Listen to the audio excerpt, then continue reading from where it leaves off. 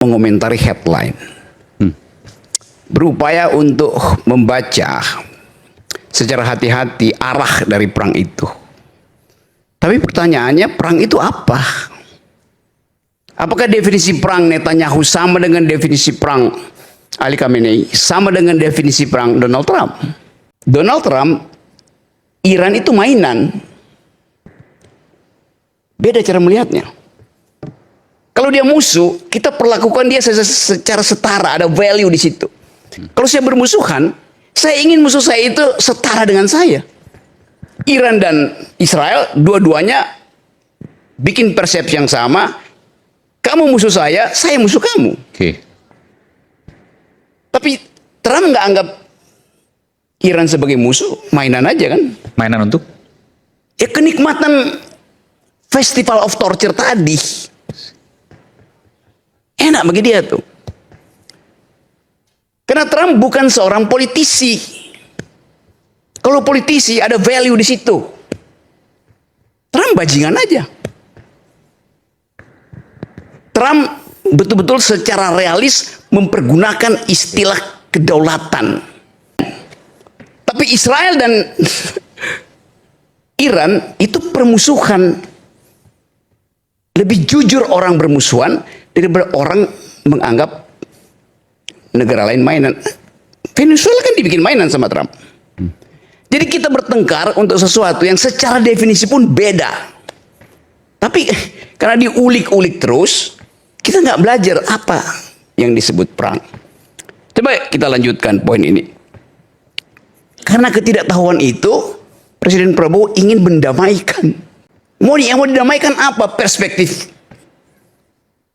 mainan oleh Trump atau perspektif permusuhan antara Iran dan Israel? Gak mungkin Indonesia mampu mendamaikan Iran dan Israel. Gak mungkin Indonesia mampu mengubah cara berpikir Trump bahwa politik adalah mainan. Hal yang sama absurdnya dilakukan oleh Jokowi, mau damaikan Rusia dan Ukraina, jadi bahan tertawaan. Kan itu yang ada di kita hari-hari ini tuh. Jadi kalau kita ulas lagi soal-soal ini, kita cuma bisa menunggu sebetulnya akibat dari ketidakpahaman kita tentang jenis politik di Timur Tengah dan konsekuensinya di Indonesia kalau dalam tema ini.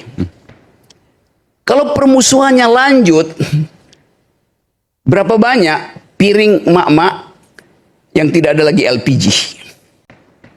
Berapa banyak mobil angkutan yang nggak ada lagi bensin karena mahal tuh? Nah itu mesti kita hitung itu sebetulnya.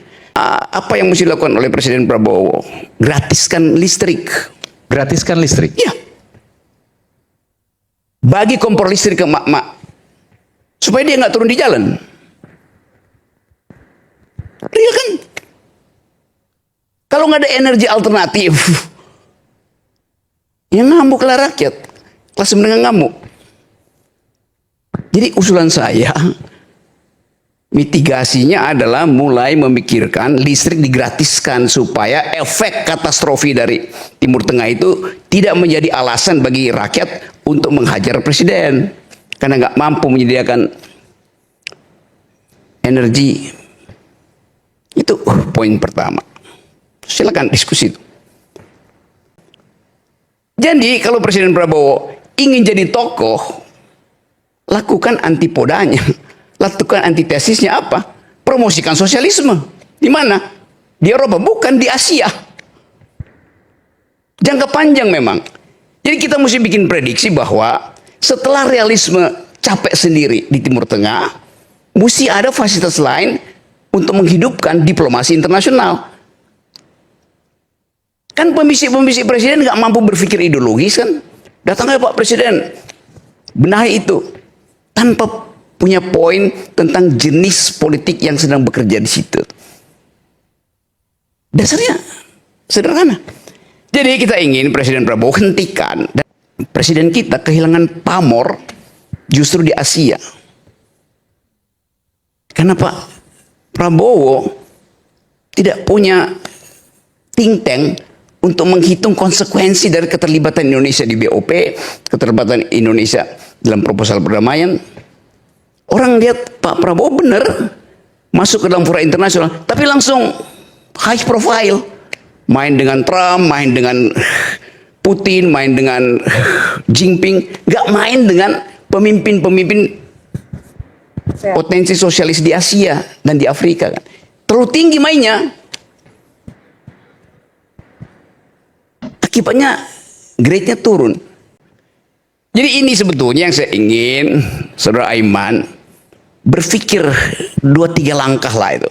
Daripada kita ngoceh-ngoceh dan nggak jelas mau ngapain gitu. Nonton tiap hari, rakyat bersuara iya, tapi nggak ada pendalaman tentang politik luar negeri kita ke depan apa itu. Begitu Eropa selesai apa? Nggak ada rencananya kan. Perang Dunia Kedua jelas ada rencana Amerika tuh. Eisenhower Plan akan dibetulkan oleh Marshall Plan. Jadi Amerika mempersiapkan Marshall Plan dulu, baru Eisenhower Plan. Tapi dalam praktek Eisenhower Plan yang diajukan supaya nanti begitu Eropa hancur, Marshall Plan udah siap untuk rekonstruksi Eropa kan. Kan itu yang ingin kita bicarakan secara akademis. Ini nggak ada pembicaraan akademis, ini komentar para jurnalis. Jadi kita mengomentari sesuatu yang dilaporkan oleh jurnalis. Kritik saya di situ tuh. Karena 2 bulan 2 minggu ini 2 minggu bahkan. dan nggak ada mitigasi di Indonesia. Mama mau pakai apa? Gojek berapa harganya tuh? Sekarang prediksinya $100 per barrel. Masuk ke Indonesia akumulasinya berapa?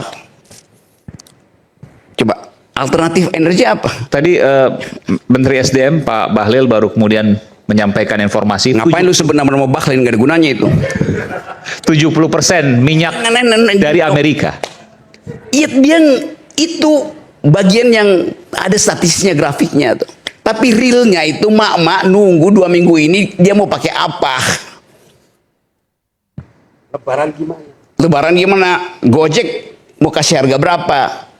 Itu cara yang paling mudah, gratiskan listrik. Listrik gratis. Mama bisa, masa nggak bisa? Kasih dia kompor listrik.